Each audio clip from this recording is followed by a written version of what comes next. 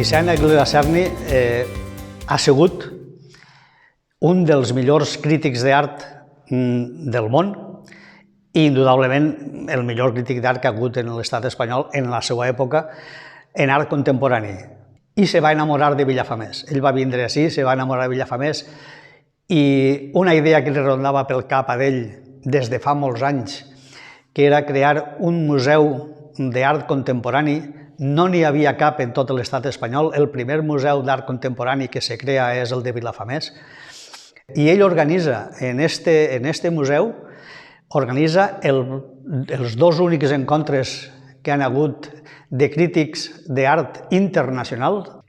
Jo tinc l'honor, i tinc que dir-ho perquè és una cosa que sent orgull, i Aguilera Serni me va encarregar a mi els dos cartells. El primer cartell va quedar contentíssim i m'encarrega el segon cartell dels encontres de la crítica d'art. Vaig conèixer Aguilera Serni. Jo estava en la Galeria Barbier de Barcelona, en exclusiva, en 4 pintors més de la galeria. Ell era molt amic de Manuel Barbier i li va demanar obra dels pintors que la galeria tenia. Barbier va enviar una obra de cada un, va enviar una obra meua també, i ell no sabia que jo era de la Pobla. La Galeria Barbier me demana a mi que faci un quadre per a la primera Bienal de Barcelona. Era l'any 74-75, vivia Franco.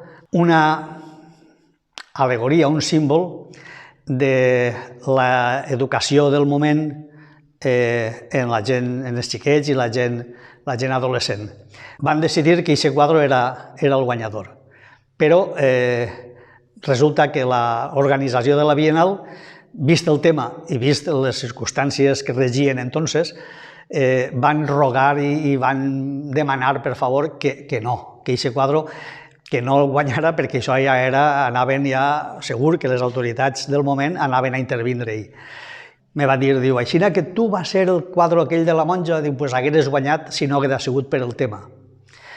Ja dic que Aguilera Serni ha sigut un intel·lectual increïble, importantíssim en tot l'estat espanyol i importantíssim per a Vilafamés i el seu museu. Ell era una persona molt sèria, molt intel·lectual i causava molt de respecte, però en el fons a ell li agradava el poble, li agradava la gent del poble i li agradava disfrutar com és la gent del poble.